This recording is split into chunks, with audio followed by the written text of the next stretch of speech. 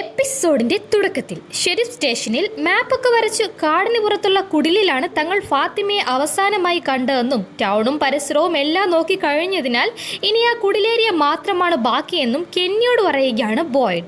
അത് കേട്ട് അവൾ പുറത്ത് കുടിലിൽ എന്തിനാവും പോയത് എന്ന് സംശയം ചോദിക്കുകയാണ് കെന്നി.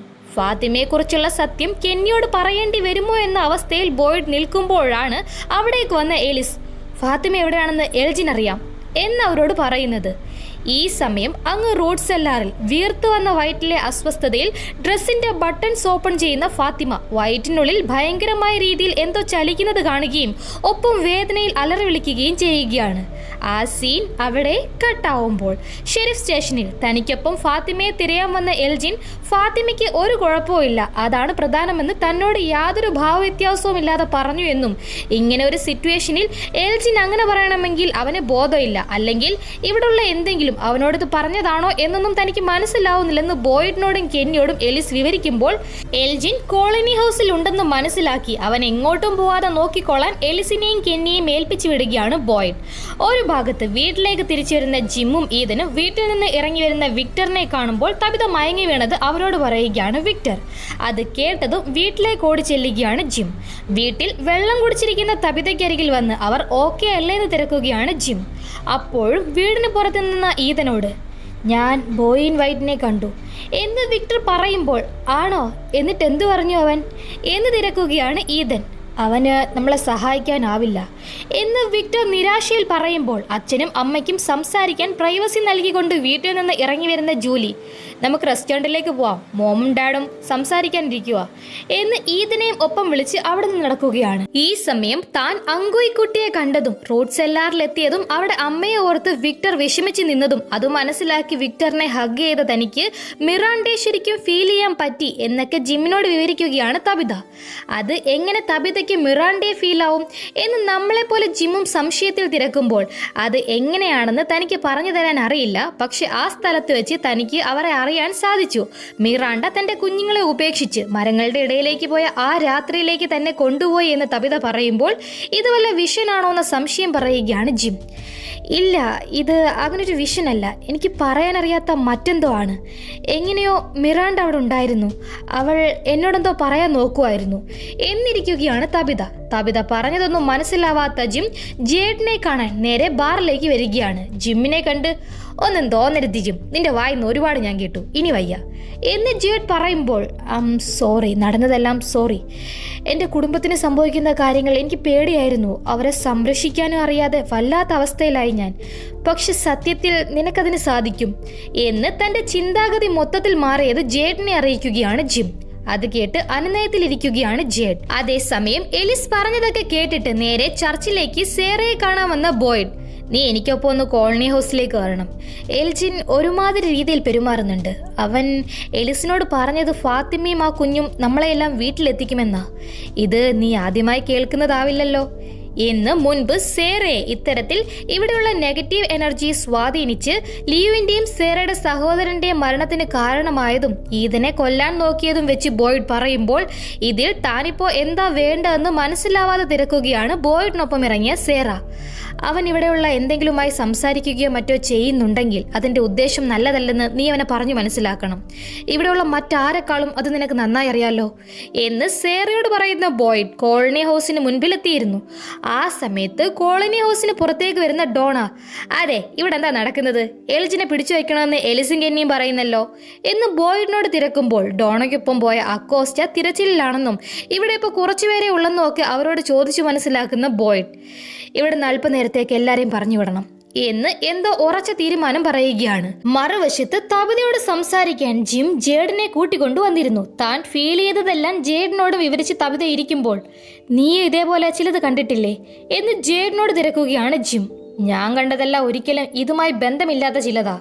ഒരിക്കൽ ഞാൻ കണ്ടത് സിവിൽ വാർ സോൾജിയേഴ്നെയാ, പക്ഷെ അത് സിവിൽ വാർ സംഭവിക്കുന്നിടത്ത് ഞാൻ എത്തിയ പോലൊന്നും ആയിരുന്നില്ല. ഇതങ്ങനെയല്ല എന്ന് അതിന് മറുപടി പറയുന്ന ജേഡ്. പക്ഷെ തബിത പറഞ്ഞതിലൊന്ന് ഇൻട്രസ്റ്റിംഗ് ആണ്. മിറാണ്ട നിന്നോട് എന്തോ പറയാൻ ശ്രമിച്ചതായി തോന്നി അല്ലേ എന്ന് തബിതയോട് ചോദിക്കുമ്പോൾ കേട്ടിട്ട് തനിക്ക് വട്ടാണെന്ന് തോന്നുന്നുണ്ടോന്നിരിക്കുകയാണ് തബിത. അതിന് തെർമോഡൈനാമിക്സിന്റെ ഒന്നാം നിയമം പറയുന്നത് ഒരു എനർജിയെ സൃഷ്ടിക്കാനോ നശിപ്പിക്കാനോ സാധിക്കില്ലെന്നാണ്. ഒരു രൂപത്തിൽ നിന്ന് മറ്റൊരു രൂപം പ്രാപിക്കാനേ അതിനാവൂ. നമ്മുടെ ചിന്തകൾ, ഓർമ്മകൾ, ആത്മാവ്, അതിലൊക്കെ വിശ്വാസം ഉണ്ടെങ്കിൽ അതെല്ലാം ഇതേ എനർജിയാണ്. ആ എനർജി ഒരുപക്ഷെ ഇവിടെ തന്നെ തുടരുന്നുണ്ടാവാം എന്ന് മിറാണ്ടയുടെ ചിന്തകൾ, ഓർമ്മകൾ അവ നശിക്കാതെ ഒരുപക്ഷെ തബിതയെ സ്വാധീനിക്കുന്നതാവാം എന്ന് ജേഡ് പറയുമ്പോൾ അതും കേട്ടിരിക്കുകയാണ് തബിതയും ജിമ്മും. ഇനിയിപ്പോൾ മിറാണ്ട തബിതയെ ഈ കാണിച്ചത് എന്താണെങ്കിലും അത് തബിത കാണണമെന്ന് അങ്കോയ് കുട്ടികൾക്കുണ്ടായിരുന്നു എന്നും ആ കുട്ടികളിലൊന്നിനെ കാണുമ്പോൾ തബിത എവിടെ ആയിരുന്നു എന്നും തിരക്കുകയാണ് ജേഡ്. വിക്ടറിന്റെ ട്രക്കിനടുത്ത് എന്ന് മറുപടിയും കൊടുത്തിരിക്കുകയാണ് തബിത. മറുവശത്ത് കോളനി ഹൗസിൽ ബാഗൊക്കെ എടുത്ത് സ്റ്റെപ്പ് ഇറങ്ങി വരുന്ന എൽജിനെ കണ്ട് സ്റ്റെപ്പ് കയറി വരുന്ന ബോയ്ഡ്, എൽജിൻ ഒന്ന് സംസാരിക്കാൻ സമയം കാണുമോ എന്ന് ചോദിക്കുമ്പോൾ പരിങ്ങി നിൽക്കുകയാണ് എൽജിൻ. അവരോടെല്ലാം തന്റെ റൂമിലേക്ക് പോകാമെന്ന് കൂട്ടിക്കൊണ്ടു പോവുകയാണ് ഡോണ. ശേഷം പുറത്തൊരു ശ്രദ്ധ വേണം എന്ന് കാര്യങ്ങളൊന്നും അറിവില്ലാത്ത കെന്നിയെ പുറത്ത് കാവൽ നിർത്തി എൽജിന്റെ ബാഗ് തുറക്കുന്ന ബോയ്ഡ്, ഇതെന്താ 1-2 ദിവസത്തേക്ക് വേണ്ട സാധനങ്ങളുണ്ടല്ലോ, എവിടേക്ക് പോകുക എന്ന് എൽജിനോട് ചോദിക്കുമ്പോൾ ഉത്തരമില്ലാതെ പരുങ്ങുകയാണ് എൽജിൻ. അതോടെ നേരെ വന്ന് ഫാത്തിമ എവിടെയാണെന്ന് നിനക്കറിയോ, മറുപടി പറയും എന്ന് ബോയ്ഡ് ചോദിക്കുന്നതും ആ സ്ത്രീ പറഞ്ഞിരിക്കുന്നത് ഞാനൊന്നും പറയരുതെന്നാ, സഹായിക്കാനാ ഞാൻ നോക്കുന്നത്, ആരെയും ഉപദ്രവിക്കാനല്ല. നിങ്ങൾ മനസ്സിലാക്കണം, സംഭവിക്കുന്നതെല്ലാം നല്ലതിനാ എന്ന് അതിന് എൽജിൻ മറുപടി പറയുമ്പോൾ, എൽജിൻ നിന്നോടൊന്നും പറയരുത് എന്ന് പറഞ്ഞ സ്ത്രീ അതാരാ എന്ന് ചോദിക്കുകയാണ് ഡോണ. അത് ഒരു ഏഞ്ചലാണ്, നമ്മൾ രക്ഷിക്കാനാ അവർ നോക്കുന്നത്. നമ്മുടെ കഴിവിന് മനസ്സിലാക്കാൻ പറ്റുന്നതിലും അതീതമായ ഒന്നാണ് ഇവിടെ സംഭവിക്കുന്നത്. ബൈബിളിലേതുപോലെ ആളുകൾക്കത് മുഴുവനായി മനസ്സിലാക്കാനാവില്ല. പക്ഷെ അവർ വിശ്വസിച്ചു ഫാത്തിമയുടെ കുഞ്ഞ് നമ്മളെ എല്ലാം രക്ഷിക്കും എന്ന് മതവും വിശ്വാസവും എല്ലാം ഇടചേർത്ത് എൽജിൻ പറയുമ്പോൾ, ഫാത്തിമയുടെ വയറ്റിൽ കുഞ്ഞില്ല, ക്രിസ്റ്റി മറിയലും ചേർന്ന് അൾട്രാസൗണ്ട് ടെസ്റ്റ് എടുത്തതാ, ഇനിയിപ്പോൾ അവളുടെ വയറ്റിൽ വളരുന്നത് എന്താണെങ്കിലും അതൊരു മനുഷ്യ കുഞ്ഞുമല്ല എന്ന് ബോയ്ഡ് ക്ഷമയുടെ നെല്ലിപ്പലക കണ്ടു പറയുകയാണ്. എൽജിൻ, നമ്മൾ ആദ്യമായി കണ്ട ദിവസം ഞാൻ എൻ്റെ സഹോദരനെ കൊന്ന കാര്യം നിന്നോട് പറഞ്ഞിരുന്നു. അതെങ്ങനെ സംഭവിച്ചെന്ന് നിനക്കറിയോ? ഇവിടെയുള്ള ശബ്ദങ്ങൾ അവ എന്നോട് പറഞ്ഞു, ആ പയ്യനെ കൊന്നാൽ എല്ലാവർക്കും തിരിച്ചു പോകാമെന്ന്. അതുകൊണ്ട് നോക്ക്, ഈ സ്ഥലം നമ്മളിൽ നിന്ന് എല്ലാം തട്ടിയെടുക്കുകയേ ഉള്ളൂ എന്ന് സേറയും വന്ന് പറയുമ്പോൾ, അതുപോലെ അല്ല ഇത്, ഇവിടെ ആരും മരിക്കുന്നില്ല, കുഞ്ഞ് ജനിച്ചു കഴിഞ്ഞാൽ ഉടൻ നമുക്കെല്ലാം തിരിച്ചു പോകാനാവും എന്ന് ഉറപ്പിച്ചു പറഞ്ഞിരിക്കുകയാണ് എൽജിൻ. അത് കേട്ട് എൽജിൻ, ഫാത്തിമ ഗർഭിണിയാണെങ്കിൽ തന്നെ അതിന് ഇനി മാസങ്ങളെടുക്കും എന്ന് ഓർമ്മിപ്പിക്കുകയാണ് ഡോണ.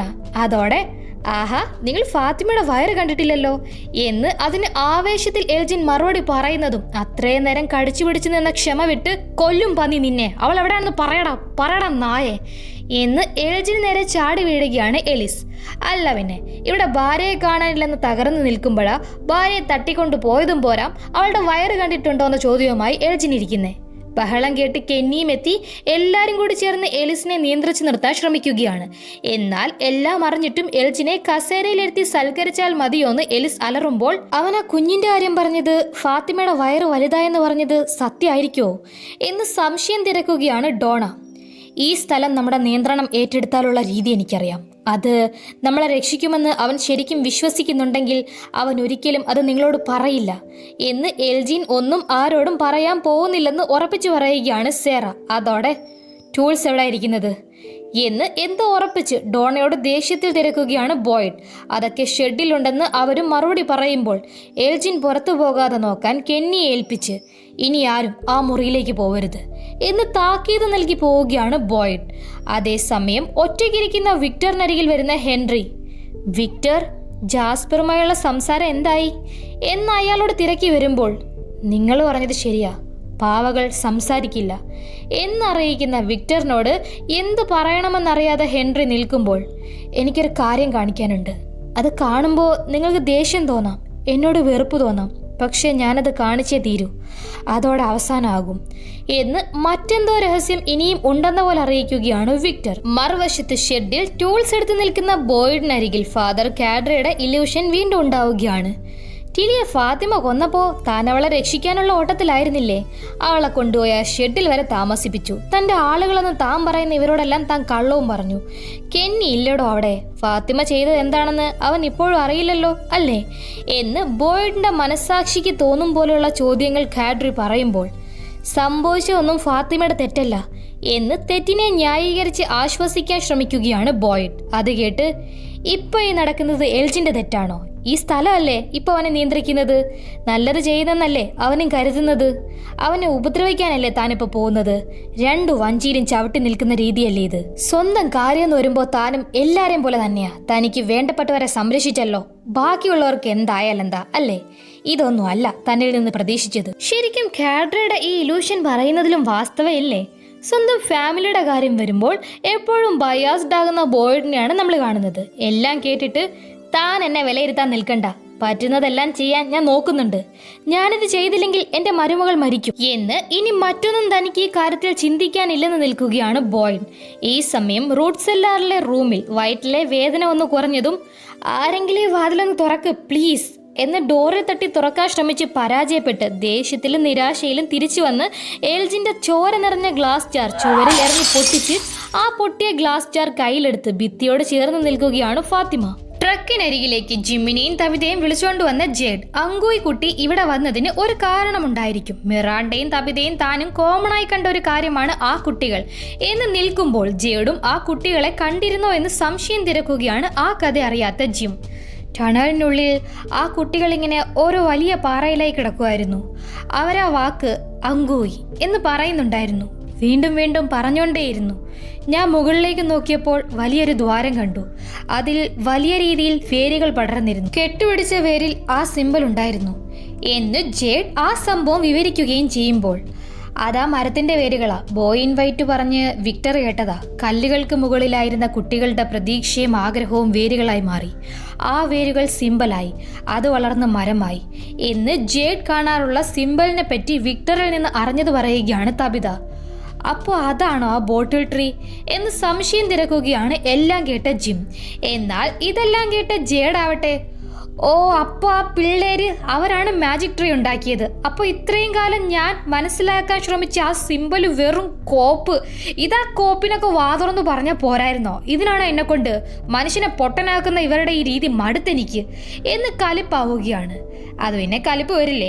ആ സിമ്പലിൽ എന്തോ അർത്ഥമുണ്ടെന്ന് ഒരു ഭ്രാന്തനെ പോലെ ജേഡ് ഇത്ര നാളും ഊണിലും ഉറക്കിലും എല്ലാം അതിന് പുറകെ അല്ലായിരുന്നോ? അവിടെ ഇരുന്ന് കാട്ടിലേക്ക് നോക്കുന്ന ജേഡ്, നിങ്ങൾക്ക് ശരിക്കും സഹായം വേണമെങ്കിൽ ഞങ്ങളോട് എന്തെങ്കിലും പറയാനുണ്ടെങ്കിൽ കുറച്ചുകൂടെ വ്യക്തമായി പറ. നിങ്ങളുടെ മറ്റേടത്തെ മനുഷ്യന് മനസ്സിലാവാത്ത കോപ്പിലെ ഡയലോഗ് അങ്കൂയി അല്ലാതെ മറ്റെന്തെങ്കിലും കോപ്പ് പറയാനുണ്ടെങ്കിൽ ഇങ്ങോട്ട് വാ എന്ന് സ്വാഭാവികമായ കലിപ്പിൽ അലറിയിരിക്കുമ്പോൾ ഇപ്പോൾ ജേഡിന് സമാധാനമായോ എന്ന് തിരക്കി നിൽക്കുകയാണ് ജിം. മറുവശത്തെ ക്ലിനിക്കിൽ വർക്കൗട്ട് ചെയ്ത് നിൽക്കുന്ന റാണ്ടൽ വീണ്ടും ചീവീടുകളുടെ ശബ്ദം കേട്ട് അസ്വസ്ഥനാവുകയാണ്. ആ വെപ്രാളത്തിൽ മുറിയിലെ ഡ്രസ്സിംഗ് വരെ വലിച്ചു കീറി എറിയുന്ന റാണ്ടൽ വേഗത്തിൽ ക്ലിനിക്കിനുള്ളിലേക്ക് വന്ന് ആംബുലൻസിൽ വന്ന പുതിയ സാധനങ്ങൾ എവിടെ എന്ന് മെറിയലിനോട് തിരക്കുമ്പോൾ എല്ലാം താഴെ സപ്ലൈ ക്ലോസറ്റിലുണ്ടെന്ന് മറുപടി കൊടുത്ത് റാണ്ടലിന്റെ ചോദ്യത്തിൽ സംശയത്തിലിരിക്കുകയാണ് മെറിയൽ. വേഗത്തിൽ സ്റ്റോറേജിൽ വന്ന റാണ്ടൽ ഭ്രാന്ത് പിടിക്കുന്നു, എല്ലാം മടുത്തിട്ട് എന്ന പോലെ പാഡിലെടുത്ത് ആ മെഷീൻ ഓൺ ആക്കി അത് ചെവിയോട് ചേർക്കാൻ തുടങ്ങുന്നതും വേഗത്തിലെത്തി റാണ്ടലിനെ പിടിച്ചുമാറ്റി തടഞ്ഞ് ആശ്വസിപ്പിക്കാൻ ശ്രമിച്ചിരിക്കുകയാണ് മെറിയൽ. ആ സീൻ അവിടെ കട്ടാവുമ്പോൾ കോളനി ഹൗസിൽ ടൂൾസ് ബാഗും കൊണ്ടുവന്ന് ആരും മുകളിലേക്ക് വരരുതെന്ന് എല്ലാവർക്കും കർശന നിർദ്ദേശവും നൽകി. ഇനി എന്ത് സംഭവിച്ചാലും അതിന്റെ ഉത്തരവാദിത്തം എനിക്കാ എന്ന് സ്റ്റെപ്പ് കയറുകയാണ് ബോയ്ഡ്. എൽജിന്റെ റൂമിന് മുൻപിൽ കാവൽ നിന്നിരുന്ന കെന്നിയോടും ബോയ്ഡ് പോകാൻ പറയുമ്പോൾ അവൻ നല്ല പയ്യനാ, എങ്ങനെയെങ്കിലും പറഞ്ഞൊന്ന് മനസ്സിലാക്കാൻ നമുക്ക് ശ്രമിക്കാം എന്ന് എൽജിനെ ഉപദ്രവിക്കാൻ മനസ്സ് വരാതെ പറയുകയാണ് കെന്നി. അതിന് ഫാത്തിമ എവിടെ ഉണ്ടെന്ന് നമുക്കറിയില്ല, ഒരുപക്ഷെ അവള് മരണത്തിലേക്ക് അടുക്കുന്നുണ്ടാവാം എന്ന് അവസ്ഥ പറഞ്ഞ് കെന്നിയെ പറഞ്ഞു വിടുകയാണ് ബോയ്ഡ്. ശേഷം ബാഗൊക്കെ കൊണ്ടുവന്ന് നിൽക്കുന്ന ബോയ്ഡിനോട് എനിക്ക് പറയണമെന്നുണ്ട് പക്ഷെ പറ്റില്ല എന്ന് എൽജിൻ അറിയിക്കുമ്പോൾ മനസ്സിലായി, ഇനി ഞാൻ ചെയ്യേണ്ടത് ഞാൻ ചെയ്തോളാം എന്ന് ബോയ്ഡ് കലിപ്പിൽ മറുപടി പറയുമ്പോഴാണ് എൽജിന്റെ ക്യാമറ ക്ലിക്കാവുന്നത്. അത് കണ്ട് അതിലൂടെയാ അവർ കാര്യങ്ങൾ പറയാറ്, അവർക്ക് നിങ്ങളോടെന്തോ പറയാനുണ്ട് എന്ന് എൽജിൻ ഉന്മേഷത്തോടെ പറയുമ്പോൾ ആ ക്ലിക്കായി വന്ന ഫോട്ടോ കണ്ട് അരിശത്തിൽ നിൽക്കുകയാണ് ബോയ്ഡ്. അത് റിട്ടയർമെന്റിന് ശേഷം ബോയ്ഡും വൈഫ് ആബിയും ഈ ടൗണിൽ പെടുന്നതിന് തൊട്ടു മുൻപ് താമസം മാറാനിരുന്ന അവരുടെ വീടിന്റെ ഫോട്ടോ ആയിരുന്നു. ആ സീൻ അവിടെ കട്ടാവുമ്പോൾ ഒരു കുന്നിന് മുകളിലേക്ക് ഹെൻറിയെ കൂട്ടിക്കൊണ്ടുവരുന്ന വിക്ടർ ഭംഗിയിൽ പെയിന്റൊക്കെ ചെയ്ത ഒരു വലിയ കല്ലിനും ചെറിയ കല്ലിനും അടുത്തിരുന്ന്, ഇവിടെയാ ഞാൻ മോമിനെ അടക്കിയത്, നിങ്ങൾക്കത് കാണണമെന്നുണ്ടാവുമെന്ന് തോന്നി എന്ന് ഹെൻറിയോട് പറയുമ്പോൾ തൻ്റെ ഭാര്യ മിറാണ്ടയെ അടക്കിയ ആ സ്ഥലത്ത് വിങ്ങിക്കരഞ്ഞിരുന്നു പോകുന്ന ഹെൻറി അവിടെയുള്ള ചെറിയ കല്ല് നോക്കി അത് എലോയിസ് ആണോ എന്ന് തിരക്കുമ്പോൾ ആണെന്ന് തോന്നുന്നു.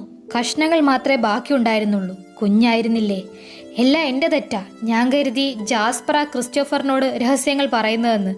അത് ജാസ്പർ ആയിരുന്നില്ല, ബോയ് ഇൻ വൈറ്റ് ആയിരുന്നു. അവൻ ക്രിസ്റ്റോഫറിനോട് കുട്ടികളെപ്പറ്റിയും മരത്തെപ്പറ്റിയും പറഞ്ഞത്. പക്ഷേ ആ മരം മോമിനെ കുട്ടികളുടെ അടുത്തെത്തിക്കുമെന്ന് മോമിനോട് പറഞ്ഞത് ഞാനാ. ആ രാത്രി അവർ പോകാൻ കാരണം ഞാനാ. ഡാഡ്, അവർ മരിക്കാൻ കാരണം ഞാനാ. ഞാനൊന്നും പറയാതിരുന്നെങ്കിൽ അവരിവിടെ കാണുമായിരുന്നു.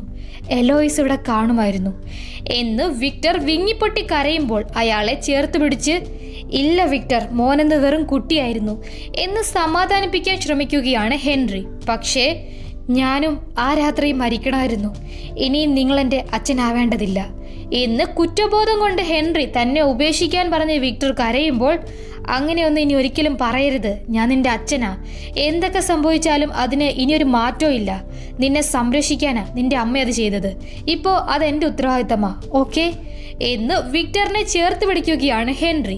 വർഷങ്ങളായുള്ള വിക്ടറിന്റെ മനസ്സിലെ ഭാരമെല്ലാം ഇറങ്ങിയ ദിവസം. അതേസമയം ബോട്ടിൽ സ്ട്രീ ഉണ്ടാക്കിയത് അങ്കോയി കുട്ടികളാണെങ്കിൽ ആ ബോട്ടിലുകളിലുള്ള നമ്പറുകൾക്കും പ്രാധാന്യമുണ്ട്. ആ ബോട്ടിലുകളുടെ പ്രാധാന്യം മിറാണ്ട മനസ്സിലാക്കിയിരുന്നു. അല്ലെങ്കിൽ അതുപോലൊരു മരം അവരെന്തിനു വീട്ടിലുണ്ടാക്കി എന്നൊക്കെ ആകെ സംശയത്തിൽ നിൽക്കുകയാണ് ജിമ്മും ജേഡും തബിതയും. ആകെ 10 നമ്പറുകൾ ഉണ്ടെന്നും അതിൽ 2 എണ്ണം, അതായത് 2ഉം 7ഉം തിരിച്ചാണെന്നും ജേഡ് പറയുമ്പോൾ, എങ്കിൽ മൊത്തം 12 നമ്പറുകൾ ഉണ്ടെന്ന ജിമ്മിന്റെ അഭിപ്രായത്തോടെ മനസ്സിലാക്കുന്ന ജേഡ്, പൊന്നു ജിം, ഗണിതശാസ്ത്രവും ജ്യോതിശാസ്ത്രവും ബാബിലോണിയൻ സംഖ്യകൾ മുതൽ രാശിചക്രം, മാസങ്ങൾ, എന്തിന് ഒരു കാർട്ടണിൽ 12 മുട്ടകളുണ്ടെന്ന് വരെ ഞാൻ കണക്ക് കൂട്ടി, ഫിബനോച്ചി സ്വീക്വൻസ് വരെ നോക്കി, ഒരു കുന്തോ ഇല്ല അതിൽ എന്ന് പറയുമ്പോൾ, ഒരു സ്കെയിലിൽ 12 നോട്ടുകളല്ലേ ഉള്ളത്? മ്യൂസിക്, എൻ്റെ മമ്മി ഒരു പിയാനോ ടീച്ചറായിരുന്നു. മ്യൂസിക് യൂണിവേഴ്സൽ ലാംഗ്വേജ് ആണെന്ന് മമ്മി പറയാറുണ്ട്. ഒരു സ്കെയിലിൽ 12 നോട്ടുകളല്ലേ?